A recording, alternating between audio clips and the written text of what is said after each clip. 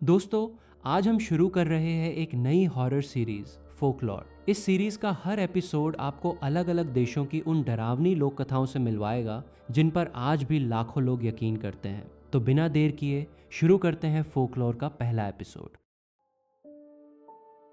कहानी की शुरुआत होती है एक बड़े, पुराने और सुनसान बंगलो से। प्रॉपर्टी एजेंट ने मुरनी को चाबी दी, कहा कि 3 दिन में पूरे घर की सफाई करनी है और वहां से चली गई। यहीं पहली बार हमारी मुलाकात होती है इस कहानी की मेन कैरेक्टर मुरनी से। वो एक साधारण सी क्लीनिंग जॉब करने वाली औरत थी और उसके साथ था उसका छोटा बेटा जोडी। ये ओपनिंग सीन भले ही शांत और साधारण लगता है, लेकिन इसी साधारणपन के नीचे कुछ बहुत डार्क छिपा हुआ था। इसके बाद हमें मुरनी की असली परेशानी का पता चलता है। उसके लैंडलॉर्ड ने उसे इविक्ट करने का फैसला कर लिया था क्योंकि वो पिछले 6 महीने से एक भी पैसा किराया नहीं दे पाई थी। लैंडलॉर्ड अब उसके हर बहाने से तंग आ चुका था। ऐसे में मुरनी के पास सिर्फ एक ही रास्ता बचा था। उसे याद आई उस बंगलो की चाबी जो अब भी उसके पास थी। वो अपने बेटे और जरूरी सामान लेकर चुपके से उसी मैंशन में रहने चली गई। लाइट्स जलाना मुमकिन नहीं था, पड़ोसियों को शक हो जाता। इसलिए एक छोटे से लैंप की पीली रोशनी में माँ बेटे ने उस सुनसान घर में रहना शुरू कर दिया। जब देखा कि किचन का स्टोव अभी भी काम कर रहा है तो थोड़ी राहत मिली। तभी ऊपर से किसी के चलने की आवाज आई। मुरनी को लगा शायद जोडी ऊपर चला गया होगा, लेकिन पलट कर देखा तो वो नीचे ही खड़ा था। उसने सोचा चूहे होंगे, लेकिन वो आवाजें चूहों की नहीं थी। उस रात दोनों ने इंस्टेंट नूडल्स बनाए। ये पल भले ही साधारण था, लेकिन इसी में उन दोनों की पूरी दुनिया छिपी थी। उनके पास ज्यादा कुछ नहीं था, फिर भी एक दूसरे के साथ खुश रहने की कोशिश जारी थी। खाना खाते समय जोडी ने कहा कि वो थक गया है। मुरनी को लगा शारीरिक थकान की बात है, लेकिन जोडी का मतलब कुछ और था। उसने कहा कि वो बार बार घर बदलते बदलते थक चुका है, फ्रेंड्स बनाना चाहता है, स्कूल जाना चाहता है। मुरनी के पास फीस भरने के पैसे नहीं थे। उसने बेटे को समझाया कि वो खुद क्लास टॉपर रही है और घर पर ही सब कुछ सिखा सकती है, मगर जोडी को असली स्कूल चाहिए था, असली दोस्त चाहिए थे। आखिर में मुरनी ने मुस्कुराते हुए कहा कि वो उसके दिल में ऑलरेडी नंबर 1 है। जोडी चुप हो गया, लेकिन उसकी आंखों में वो अधूरापन अब भी साफ था। रात गहरी हो चुकी थी। दोनों सो चुके थे कि ऊपर से फिर आवाजें आने लगीं। उन आवाजों से मुरनी की नींद खुल गई। उसने लैंप जलाया और धीरे धीरे ऊपर जाने लगी। तभी उसे किसी के भागने की आवाज सुनाई दी। आवाज का पीछा करते करते वो एक कमरे तक पहुंची जहां एटिक का दरवाजा था। हिम्मत जुटाकर वो ऊपर चली गई। एटिक में एक छोटा सा कमरा था। अंदर कदम रखते ही बेहद तेज बदबू महसूस हुई। तभी लैंप बुझ गया। कुछ पल बाद दोबारा जला तो सामने एक बच्चा खड़ा था। उसने घबराकर दूसरी तरफ देखा तो अंधेरे में कई बच्चे दिखाई दिए। सबके कपड़े मैले थे, शरीर बेहद कमजोर और हालत बहुत खराब थी। मुरनी का दिल दहल गया। वो तुरंत जोडी को लेकर बाहर भागी और जोर से मदद के लिए चिल्लाने लगी। अगले सीन में पुलिस पूरे एटिक की तलाशी ले रही थी। मुरनी को समझाना पड़ा कि वो रात के समय उस घर में क्यों थी। उसने सब सच बता दिया कि लैंडलॉर्ड ने निकाल दिया था और मजबूरी में वो यहाँ रहने आई थी। पुलिस की जांच में एक चौंकाने वाली बात सामने आई। फर्श पर फैली गंदगी दरअसल उन बच्चों का खाना था। यानी वे पत्तियां और ऐसी चीजें खाकर जिंदा थे जिन्हें कोई इंसान कभी खाना भी नहीं चाहेगा। बाद में उन सभी बच्चों को उनके परिवारों के पास वापस भेज दिया गया। इसके बाद दोस्तों, मुरनी और जोडी उसी घर में प्रॉपर तरीके से रहने लगे। मुरनी को उस प्रॉपर्टी की देखरेख का काम मिल गया था। एक दिन जोडी टीवी देख रहा था और उस पर एटिक चिल्ड्रन की ही न्यूज चल रही थी। एटिक चिल्ड्रन यानी साउथ जकार्ता के एक बंद मैंशन के एटिक से मिले बच्चे पूरे शहर में चर्चा का विषय बन चुके थे। टीवी पर मुरनी की भी एक झलक आई। हालांकि उसने चेहरा ढक रखा था क्योंकि वो किसी भी तरह की फेम नहीं चाहती थी। अब जोडी का अपना अलग कमरा था, लेकिन उसे वो जगह उदास और डरावनी लगती थी। मुरनी ने वादा किया कि जैसे ही पैसे आएंगे कमरे को उसके फेवरेट कलर से पेंट करवाएगी। ये सुनकर जोडी थोड़ा खुश तो हुआ, लेकिन उसकी असली परेशानियां अभी खत्म नहीं हुई थीं। उस रात जब मुरनी सो रही थी, किसी ने उसे जगाने की कोशिश की। उसे लगा शायद जोडी होगा। बिना आंखें खोले उसने उसे सो जाने को कहा, लेकिन वहां जोडी नहीं था। वहां कुछ बच्चों की आत्माएं खड़ी थीं जो उसे जगाने की कोशिश कर रही थीं। जैसे ही मुरनी ने आंखें खोली, वहां कोई नहीं था। खैर, अगली सुबह मुरनी जोडी को घर पर पढ़ाने की कोशिश कर रही थी, लेकिन उसका मन नहीं लग रहा था। उसे बाहर खेलने जाना था। आखिरकार उसने माँ से कह दिया कि उसे डैड की बहुत याद आती है। इतना ही नहीं, गुस्से में ये भी कह दिया कि वो अच्छी माँ नहीं है। ये सुनते ही मुरनी का मूड खराब हो गया और उसने जोडी को वॉशरूम में बंद कर दिया। लेकिन गुस्से के बाद वहीं बैठे बैठे उसकी आंख लग गई। जब खुली तो काफी देर हो चुकी थी। घबराकर दौड़ी और वॉशरूम का दरवाजा खोला तो जोडी वहां नहीं था, सिर्फ उसके कपड़े पड़े थे। मुरनी तुरंत उसके कमरे की तरफ भागी। जोडी बिस्तर पर सो रहा था। तभी अचानक उसने जोर से चीख मारी और कुछ पल के लिए उसका चेहरा उन बच्चों की आत्माओं जैसा दिखने लगा। लेकिन अगले ही पल मुरनी जाग गई। ये सब सिर्फ मुरनी का एक सपना था। वो तुरंत वॉशरूम की तरफ भागी। इस बार जोडी सचमुच वहीं बैठा हुआ था। इसके बाद माँ बेटे दोनों ने एक दूसरे से माफी मांगी। मुरनी ने बताया कि उसे हमेशा डर रहता है कि जोडी का पिता उसे उससे छीन न ले, इसीलिए वो उसे कहीं नहीं जाने देती और चाहती है कि किसी को ये तक न पता चले कि वे कहाँ रहते हैं। जोडी ने अपनी माँ से कहा कि वो हमेशा उसके साथ रहना चाहता है और उसका हर राज अपने पास रखेगा। दोस्तों, ये पल बेहद इमोशनल था। एक तरफ अपनी औलाद को खो देने का डर था, तो दूसरी तरफ एक छोटे बच्चे का अपनी माँ के लिए बेइंतहा प्यार। कुछ समय बाद मुरनी पहली बार जोडी को बाहर लेकर गई। दोनों एक स्ट्रीट स्टॉल पर रुके और वहां स्ट्रीट फूड खाने लगे। इसी दौरान एक ऐसा पल आता है। मुरनी ने जोडी से कहा कि इधर उधर मत जाना। तभी पास खड़े वेंडर ने हैरानी से पूछा, तुम किससे बात कर रही हो? मुरनी ने जवाब दिया, अपने बेटे से। लेकिन दोस्तों, वेंडर को वहां कोई बच्चा दिखाई ही नहीं दे रहा था। खैर, घर लौटने के बाद दोनों वहीं लाया हुआ स्ट्रीट फूड खाने लगे। लेकिन हमेशा की तरह जोडी खाने में नखरे करने लगा। कभी उसे सॉस ज्यादा लगती तो कभी कम। इसी बीच दूसरे कमरे से टीवी चलने की आवाज आई। मुरनी उठकर गई तो देखा एक पैरानॉर्मल एक्सपर्ट का इंटरव्यू चल रहा था। उसने टीवी बंद किया और वापस आई, लेकिन कमरे का नजारा बदल चुका था। पूरा खाना फर्श पर बिखरा पड़ा था। ये देखकर मुरनी का गुस्सा फूट पड़ा। उसने जोडी को जोर से डांटा कि इतनी तंगी में खाना बर्बाद करना शर्म की बात है। जोडी रोने लगा। बार बार कहता रहा कि उसने ऐसा कुछ नहीं किया, लेकिन मुरनी को भरोसा नहीं हुआ। वो जानती थी कि कितनी मुश्किलों से बेटे का पेट पालती है और खाने की एक एक चीज उसके लिए कितनी कीमती है। उसके बाद मुरनी जोडी को सुलाकर टीवी देखने बैठ गई। एक शो शुरू हुआ जिसमें मशहूर एमी सारस अपनी सक्सेस के बारे में बात कर रही थी। उन्होंने बताया कि गोल्स तय करना और फोकस्ड रहना ही उनकी सफलता का राज है। तभी इंटरव्यूअर ने पूछा कि क्या उनके रास्ते में कभी कोई बड़ा ऑब्स्टिकल आया था। तो उसने कहा कि कुछ साल पहले उनका एक बेटा था जो करियर में रुकावट बन रहा था। तो उन्होंने एक रात किचन नाइफ लेकर उसके कमरे में जाकर उसे मार डाला। लेकिन ये सब सच नहीं था, ये सिर्फ एक हेलुसिनेशन था। एमी ने कभी ऐसा कुछ नहीं कहा। यह सब मुरनी का दिमाग उसे दिखा रहा था। उसकी पेरेंटिंग इनसिक्योरिटीज इतनी गहरी हो चुकी थीं कि वो हर चीज को अपनी सबसे बड़ी कमजोरी से जोड़कर देखती थी। उसे पहले से डर था कि कहीं वो बुरी माँ तो नहीं, और अब उसका दिमाग उसी डर को और भी भयानक रूप देकर उसके सामने रख रहा था। इस घटना के बाद मुरनी को खुद पर बहुत गिल्ट महसूस हुआ। उसी रात वो जोडी के कमरे में गई और माफी मांगी, गुस्से के लिए भी और स्कूल न भेज पाने के लिए भी। उसने वादा किया कि पड़ोसियों के लॉन्ड्री का काम करेगी, पैसे जमा करेगी और जल्द ही उसे स्कूल भेजेगी। शायद यही इस एपिसोड का सबसे वार्म पल था, और शायद इसीलिए इसके बाद जो होने वाला था वो और भी दर्दनाक लगता है। अगले दिन मुरनी पड़ोसियों के लॉन्ड्री के कपड़े लेकर आई। जोडी बाहर खेल रहा था। मुरनी ने सारे कपड़े धोए, बाहर सूखने डाले और जो सूख चुके थे उन्हें अंदर लाकर प्रेस करने लगी। इसी दौरान रेडियो पर उन्हीं एटिक चिल्ड्रन का इंटरव्यू चल रहा था। उनमें से एक बच्चे ने बताया कि वो बाहर खेल रहा था। तभी एक बहुत लंबी औरत उसे उठाकर ले गई थी। उसी समय मुरनी की नजर बाहर सूख रहे कपड़ों पर पड़ी। बाहर गई तो देखा कि बड़ी मेहनत से धोए कपड़ों पर फिर से कीचड़ के दाग थे। उसने तुरंत जोडी को बुलाया और पूछा कि उसने ऐसा क्यों किया, लेकिन जोडी ने साफ इनकार किया। कहा कि उसने कपड़ों को हाथ तक नहीं लगाया। मुरनी को गुस्सा आया, लेकिन इस बार उसने खुद को रोक लिया।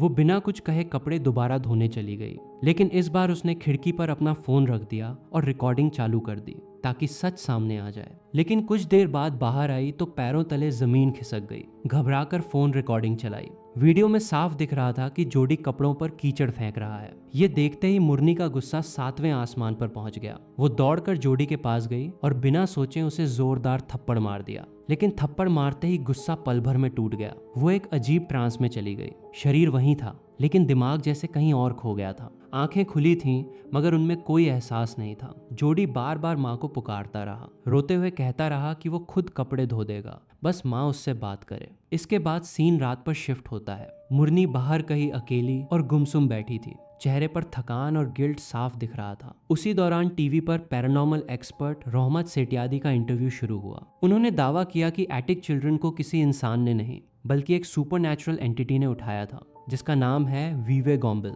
वीवे गॉम्बिल जावानीज फोकलोर की एक मशहूर फीमेल स्पिरिट है। कहा जाता है कि वो कभी एक शादीशुदा औरत थी, लेकिन मां नहीं बन सकी। उसके हस्बैंड ने उसे नजरअंदाज करना शुरू किया और आखिरकार किसी दूसरी औरत के साथ चला गया। धोखे, अपमान और अकेलेपन ने उसे अंदर से तोड़ दिया। गुस्से में उसने हस्बैंड की हत्या कर दी, लेकिन गांव वालों के डर से खुद भी अपनी जान दे दी। मरने के बाद उसकी आत्मा वीवे गॉम्बिल बन गई। एक ऐसी आत्मा जो बच्चों से बेहद प्यार करती है और उन बच्चों को अपने साथ ले जाती है जिन्हें लगता है कि उनके पेरेंट्स उन्हें प्यार नहीं करते। वो बच्चों की देखभाल तो करना चाहती है लेकिन उन्हें इंसानों जैसा खाना नहीं खिला सकती, इसलिए वे पत्तियां और बेकार चीजें खाकर जिंदा रहते हैं और धीरे धीरे भूख से उनकी मौत हो जाती है। और जो बच्चे मर जाते हैं उन्हें वीवे गॉम्बल खुद खा जाती है, लेकिन वो किसी भी बच्चे को जबरदस्ती नहीं ले जा सकती। वो सिर्फ उसी बच्चे को अपने साथ ले जाती है जो खुद महसूस करे कि उसके पेरेंट्स उसे प्यार नहीं करते। ये सुनते ही मुरनी के दिल में एक अजीब डर बैठ गया। उसे एहसास हुआ कि जोडी इस वक्त घर पर अकेला है। वो बिना एक पल गंवाए घर की तरफ भागने लगी। दूसरी तरफ जोडी घर में अकेला रो रहा था। तभी किसी के चलने की हल्की आवाज आई। वो दौड़कर बाहर आया। उसे लगा शायद माँ वापस आ गई है, लेकिन तभी पास रखी एक कबर्ड के अंदर से गुनगुनाने की आवाज आई। वो वही लोरी थी जो मुरनी अक्सर उसे सुनाया करती थी। जोडी को लगा माँ मजाक कर रही है। डरते डरते कबर्ड के पास पहुंचा और धीरे से दरवाजा खोल दिया, लेकिन अंदर कुछ भी नहीं था। उधर घर लौटते समय मुरनी का रास्ते में एक छोटा सा एक्सीडेंट हो गया था। उसने बाइक वहीं छोड़ी और दौड़ते हुए मैंशन की तरफ भागने लगी। घर पहुंचते ही उसने जोडी को आवाज लगाई, लेकिन वो कहीं नहीं मिला। तभी सामने फिर वहीं बच्चों की आत्माएं दिखाई दी, टीवी की तरफ इशारा करते हुए। और यहीं आता है इस कहानी का सबसे बड़ा ट्विस्ट। टीवी पर न्यूज़ चल रही थी। रिपोर्टर बता रहा था कि जिस क्लीनिंग लेडी ने एटिक चिल्ड्रन को ढूंढा था वो पिछले काफ़ी समय से अकेली रह रही थी, क्योंकि उसके हस्बैंड और 7 साल के बेटे की कार एक्सीडेंट में मौत हो चुकी थी। ये सुनते ही जैसे पूरी कहानी उलट जाती है। पूरे एपिसोड में हमने मुरनी को जोडी के साथ देखा था, उनकी बातें, साथ खाना, झगड़े, प्यार, लेकिन जोडी कभी था ही नहीं। मुरनी एक डेड बेटे की मेमोरी के साथ जी रही थी। वो एक ऐसे बच्चे को देखती और सुनती रही जो फिजिकली इस दुनिया में नहीं था। इसके बाद मुरनी फोन निकालती है और वो रिकॉर्डिंग देखने लगती है जिसमें उसे लगा था कि जोडी कपड़ों पर कीचड़ फेंक रहा है, लेकिन इस बार वीडियो में जो दिखाई दिया उसे देखकर पैरों तले जमीन खिसक गई।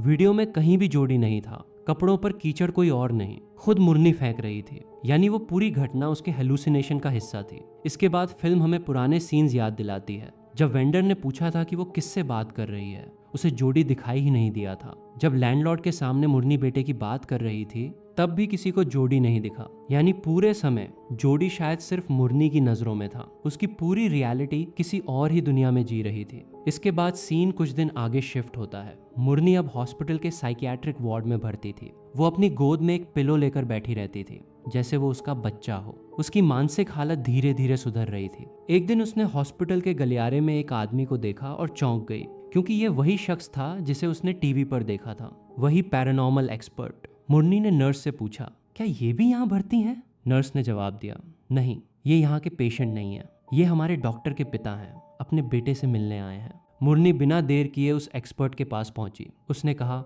मैंने आपको टीवी पर देखा था। एक्सपर्ट ने उसे तुरंत पहचान लिया। अरे, तुम वही लड़की हो ना जिसने एटिक चिल्ड्रन को ढूंढा था? मुरनी ने बताया कि वो बीमार है और इलाज के लिए यहाँ भर्ती है। इतना सुनते ही पैरानॉर्मल एक्सपर्ट जैसे सब कुछ समझ गया। और दोस्तों, यही कहानी एक बार फिर नया मोड़ लेती है। उसने मुरनी को बताया कि वीवे गॉम्बल ने उन एटिक चिल्ड्रन को छुड़ाए जाने का बदला लिया है। वीवे की सबसे खतरनाक शक्ति ये नहीं है कि वो बच्चों को उठाती है, उसकी असली ताकत ये है कि वो इंसानों को ऐसी चीजें दिखा और सुना सकती है जो वास्तव में होती ही नहीं। वो दिमाग के साथ खेल सकती है, यादों, डर और भावनाओं को इस तरह बदल सकती है कि झूठ भी सच लगने लगे। किसी माँ को इस हद तक मैनिपुलेट कर सकती है कि वही माँ अनजाने में अपने बच्चे को उससे ही दूर कर दे। यानी वीवे ने मुरनी को लगातार हेलुसिनेशंस दिखाए, हर समय भ्रम में रखा। कभी अजीब आवाजें, कभी ऐसी घटनाएं जो कभी हुई ही नहीं, और कभी यकीन दिलाया कि उसका बेटा ही उसकी सारी परेशानियों की वजह है। धीरे धीरे इन सब का असर जोडी पर पड़ने लगा। उसे लगने लगा कि माँ उससे प्यार नहीं करती।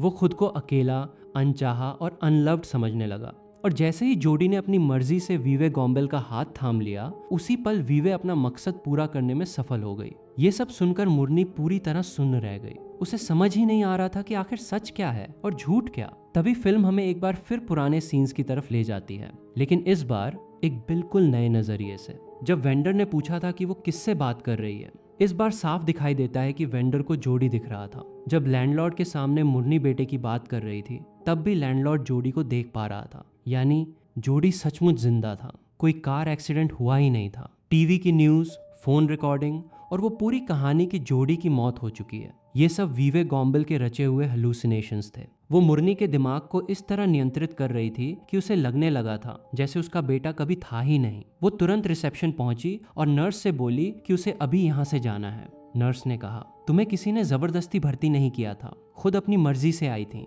जाना चाहो तो अभी जा सकती हो। बस इतना सुनते ही मुरनी ने एक पल भी बर्बाद नहीं किया। वो सीधे उस पुराने मैंशन में पहुंची और एटिक की तरफ भागी। जैसे ही अंदर गई, जोडी वहीं मौजूद था। अपने बेटे को जिंदा देखकर उसकी आंखों से आंसू बह निकले। वो उसकी तरफ बढ़ी और जोडी भी दौड़कर आया, उससे लिपट गया। तभी वीवे गॉम्बल की प्रेजेंस फील हुई। इसके बावजूद मुरनी ने डरने की बजाय हिम्मत दिखाई। उसने ऊंची आवाज में कहा कि अब वो वीवे गॉम्बल से नहीं डरती। साफ शब्दों में बोली कि वो अपने बेटे से बेइंतहा प्यार करती है और किसी भी हाल में उसे दूर नहीं होने देगी। और फिर उसने वीवे गॉम्बल से कुछ ऐसा कहा जो इस पूरे एपिसोड का सबसे पावरफुल मोमेंट था। उसने वीवे गॉम्बल को याद दिलाया कि वो भी कभी माँ बनना चाहती थी। कहा कि एक माँ का दर्द एक माँ ही जान सकती है और वो समझ सकती है कि वीवे गॉम्बल ये सब क्यों करती है। लेकिन चाहे वीवे गॉम्बल जो भी करे, वो अपने बेटे को कभी नहीं छोड़ेगी। ये सुनकर वीवे गॉम्बल आगे बढ़ी, लेकिन उसने अटैक नहीं किया। उसने उस माँ और बेटे को गले लगाया, जैसे उसकी आत्मा को वो एक चीज मिल गई जो सदियों से नहीं मिली थी। एक एक्नॉलेजमेंट,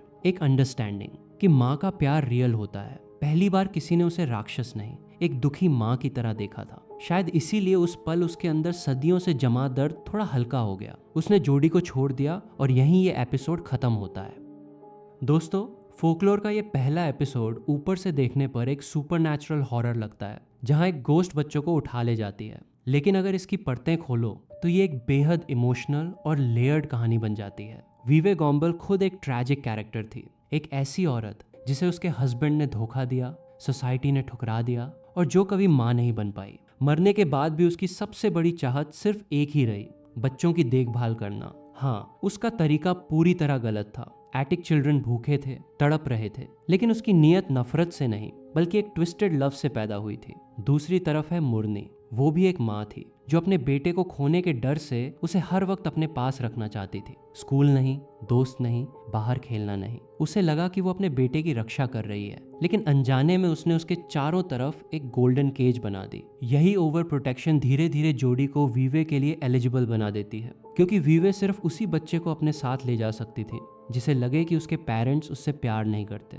मुरनी का प्यार इतना कंट्रोलिंग और सफोकेटिंग हो गया था कि जोडी उसे प्यार नहीं बल्कि कैद समझने लगा। यहीं इस एपिसोड का सबसे बड़ा डर छिपा है। असली हॉरर वीवे गॉम्बल नहीं थी। असली हॉरर ये था कि एक माँ का अपना डर, उसकी इनसिक्योरिटीज और ओवर प्रोटेक्शन ही उसके बच्चे को उससे दूर कर सकती है। जब हम किसी इंसान को जरूरत से ज्यादा कंट्रोल करने लगते हैं, उसे खुलकर जीने की जगह नहीं देते, तो वो आजाद होना चाहता है, चाहे वो बच्चा हो या बड़ा। यही वजह है कि इसका एंडिंग इतना पावरफुल लगता है। वीवे ने मुरनी पर हमला नहीं किया। जब उसने देखा कि ये माँ सच में अपने बेटे से बेइंतहा प्यार करती है और उससे भी ज्यादा उसके दर्द को समझती है, तब पहली बार वीवे के अंदर का गुस्सा शांत होने लगा। मुरनी ने उसे राक्षस नहीं बल्कि एक दुखी माँ की तरह देखा। शायद सदियों में पहली बार किसी ने उसके दर्द को समझा था। और यही पल इस कहानी को हॉरर से उठाकर ट्रेजेडी बना देता है। यही फोकलोर सीरीज की सबसे बड़ी खूबी है। ये सिर्फ भूत प्रेत की कहानियां नहीं सुनाती, बल्कि हर देश की लोक कथाओं के पीछे छिपे इंसानी डर, दर्द और इमोशंस को सामने लाती है। इंडोनेशिया की सदियों पुरानी वीवे गॉम्बल की कहानी को डायरेक्टर जोको अनवार ने जिस इमोशनल डेप्थ के साथ पेश किया है, वही इस एपिसोड को यादगार बनाती है। तो दोस्तों, ये थी फोकलोर सीरीज के पहले एपिसोड, अ मदर्स लव की कहानी। अगर आपको ये कहानी पसंद आई हो तो वीडियो को लाइक ज़रूर करें, चैनल सब्सक्राइब करें और कमेंट में बताइए कि फोकलोर के बाकी एपिसोड्स की ऐसी ही डिटेल्ड एनालिसिस भी देखना चाहेंगे या नहीं। मिलते हैं अगली कहानी में।